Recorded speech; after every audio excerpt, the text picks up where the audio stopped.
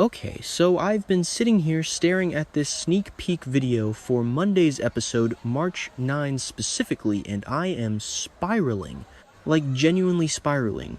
Because the implications, they're a lot. I mean, we all knew Willow was in over her head, right? That's been the vibe for a while. But seeing Jen Sidwell actually show up at her door, in her house, that's a whole different level of oh no. Wait, let me back up. Because if you haven't seen the clip, you might not get why I'm hyperventilating. Basically, the show released this preview for the week of the 9th of March 2026, and it's focused on Willow, who by the way is now Congresswoman Kane, which I still haven't fully processed, and this guy Sidwell, and the energy. Terrifying. Actually, terrifying might be too strong. No wait, it's not too strong. It's exactly right because of how calm it is. That's the thing about Sidwell. He's not coming in screaming. He's coming in like a disappointed uncle who also happens to be a dangerous criminal. Okay, so the scene starts with Willow answering the door. And just look at her face. Seriously, pause the video and look at Caitlin McMullen's face. She looks uneasy, obviously, but there's this specific kind of dread in her eyes that reminds me of... Wait, does it remind me of the Shiloh days? Maybe? I mean, not exactly, because that was a whole cult thing, and this is politics, though. Honestly, what's the difference sometimes? Kidding? Sort of. But the power dynamic is weirdly similar. She opens the door and sees Mr. Sidwell standing there. And the way she asks, "What are you doing here?" It's not just surprise. It's fear. She knows she's caught. But here's what's really bugging me about this interaction. Sidwell says he's following up on her meeting with Mayor Laura and Councilman Ezra Boyle.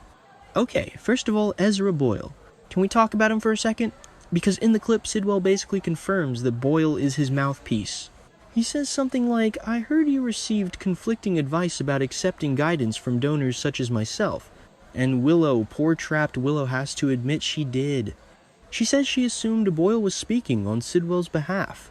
And Sidwell is just like, you assumed correctly. This is where my brain starts going in circles. Because, okay, Willow is smart.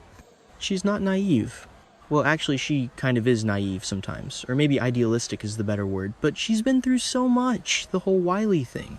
The cancer, the Nellis stuff. You'd think she'd be better at spotting a trap.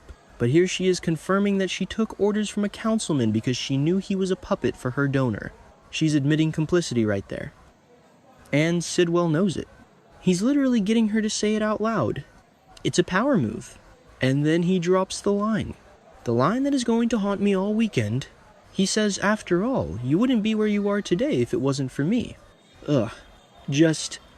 ugh. It's so gross, but so effective. Because he's right, isn't he? Technically, I mean, she took over Drew's seat, which is a whole other can of worms I can't even get into right now without screaming. But Sidwell's money, influence, whatever, is clearly what secured it.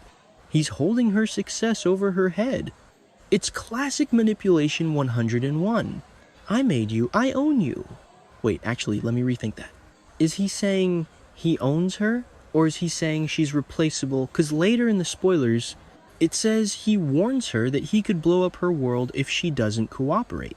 That feels more like a threat of destruction than just ownership. Like, he's not just saying, "Do what I say." He's saying, "If you don't do what I say, I will burn everything you love to the ground." And for Willow, that's Michael the Kid's, her reputation. Everything. It's just... the way he says it in the sneak peek. He's so casual. He's standing in her living room. I think it's the living room, or the foyer. The lighting is kind of dim, witch-fitting. And he's just delivering these threats like he's discussing the weather. You wouldn't be where you are today. It's so patronizing. And Willow just has to stand there and take it. Actually, no, wait. She doesn't just stand there. She looks rattled. The spoilers say she's caught off guard and rattled. And that's the problem. Willow, when she's rattled, makes bad decisions. Remember when, well, I won't bring up old history, but historically, when Willow feels cornered, she either freezes or she lies. And right now she's doing a lot of lying to the people she loves to protect this secret. And speaking of secrets, what are these orders he's giving her? The spoilers say Sidwell is going to spill exactly what he expects Congresswoman Kane to do as one of her first acts in office. This is the part that keeps me up at night. What is the ask? It has to be something big. You don't show up at a senator's house. Wait, is she a senator or congresswoman? The notes say Congresswoman Kane, but also mention the seat. Let's stick with Congresswoman for now, or maybe she took Drew's seat, which was... Anyway, she's in office to ask for a zoning permit.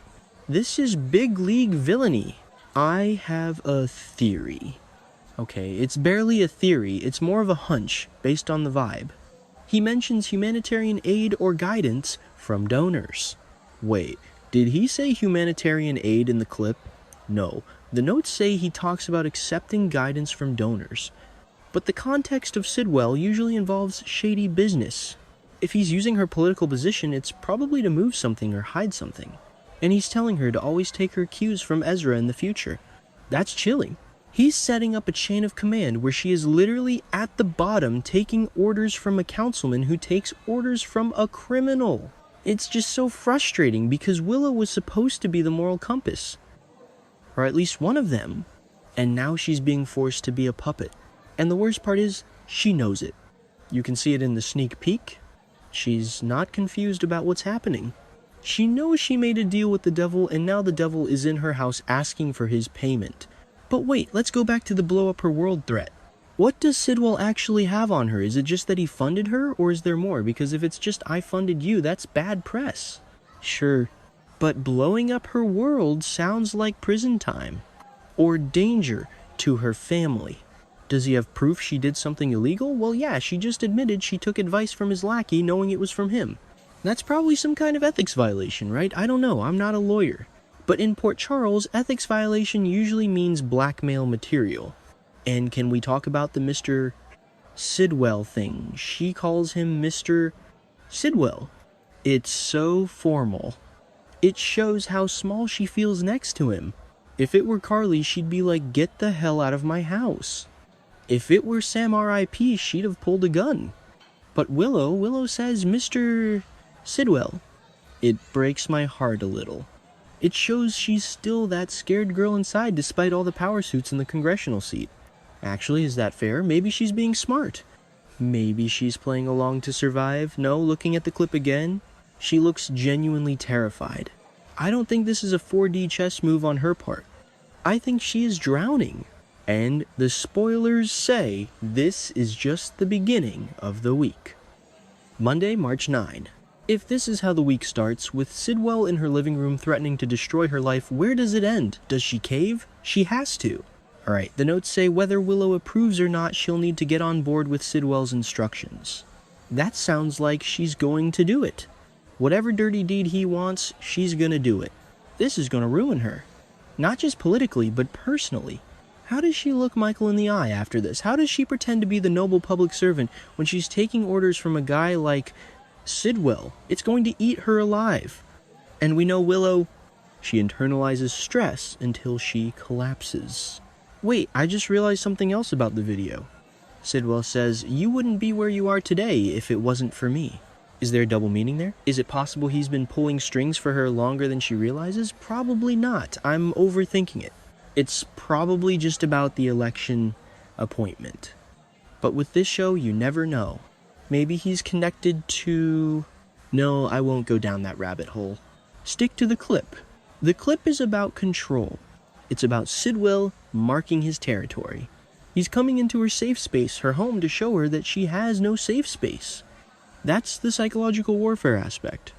He could have sent Ezra, but he came himself. Why? To scare her. To see the fear in her eyes. And it worked. And Ezra Boyle, I keep coming back to him. The fact that Sidwell explicitly tells her to take her cues from Ezra means we're going to be seeing a lot more of this guy. And I already hate him. I haven't even seen him do much yet, but I hate him on principle. He's the middleman. The slimy politician who sold out. And he's dragging Willow down with him.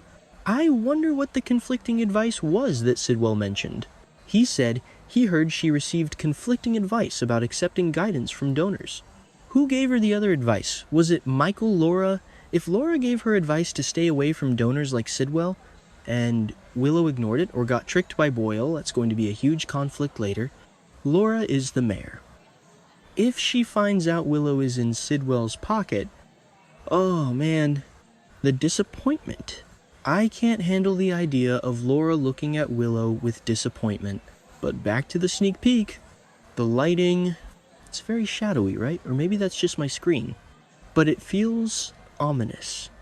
And Willow's outfit. She looks professional, put together, which makes the contrast with her fear even starker. She's dressed like a powerful politician, but she's trembling like a victim. It's a really good visual storytelling moment. Okay, I'm rambling. But seriously, this Monday episode is going to be pivotal. The spoilers say it's an important moment for Willow. Yeah, no kidding. It's the moment she officially becomes a corrupt politician. Or a victim of extortion. Or both. It's the moment she loses her agency. And the line, "I could blow up your world." I keep hearing it in my head. It's so vague but so specific at the same time. It implies he knows everything she has to lose. He's done his homework. He knows about the kids. He knows about the Quartermains. He knows everything. I'm really worried about where this is going. Is Willow going to end up in prison? Is she going to have to go on the run? Or is she going to turn into a villain herself? Imagine that. Dark Willow Rising. Not the "I cheated on Chase Dark Willow," but actual "I'm a corrupt politician working for a crime lord Dark Willow." That would be a twist. But for now, all we have is this sneak peek. Willow at the door. Sidwell in the house. The threat hanging in the air. You wouldn't be where you are today. It's chilling. It's frustrating. And I can't wait to watch it. I mean, I'm dreading it, but I'm watching it. Obviously. Anyway, that's where my head is at. Just spinning on that one line and the look on her face. Monday is going to be rough.